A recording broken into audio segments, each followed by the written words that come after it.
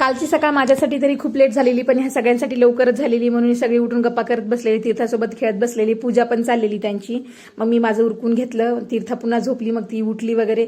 नंतर आम्हाला पुसत जवळ कारलं म्हणून देवस्थान आहे, कारल्याचं खूप छान आणि सुंदर असं देवस्थान आहे, तिथं जायचं होतं म्हणून उरकायला घेतलं. मग आईला ते कुंकू लावून घेतलं, त्यांच्यात आशीर्वाद घेतला आणि आम्ही निघालो. माईला काही सोबत नेलं. माई म्हणली मी काही येत नाही, तिला बस सण होत नाही, म्हणजे गाडी सण होत नाही, तिला गाडीचा वास येतं म्हणून तिला सण होत नाही, म्हणून ती काय आली नाही. मग आम्ही सगळे गेलेलो, बाबूला आणि तीर्थाला सोबतच घेतलेलं. कारल्याला जायचं होतं. मग आम्ही तिथं पोहोचलो, छान असं दर्शन घेतलं सगळ्यांनी. कारले हे देवस्थान खूप छान आहे, थंडगार आहे एकदम तिथं, आणि देवस्थान पण खूप छान आहे. खूप म्हणजे नाही का, वातावरण एवढं छान आहे तिथं, मन प्रसन्न होते.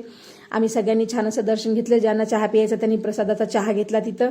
माझा बाबू असा छान हात जोडून बसलेला, त्याला खूप आवडते, श्रद्धा खूप आहे त्याची देवावर. सारखा म्हणत असतो कारल्याला जायचं, वाघामायला जायचं, महादेवाला जायचं.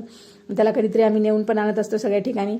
आणि तिथून कारल्यावरून पुढे थोडंसं पुढं आलं, पुसदच्या दिशेने आलं की चिंतामणी म्हणून गणपतीचं मंदिर खूप छान असं आहे, तिथं पण दर्शन घेतलं.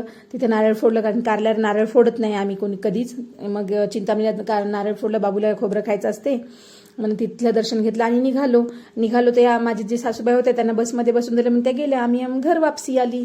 मग तिथं रस्त्यात मस्त पाणीपुरी खाली आणि आम्ही घरी आलो.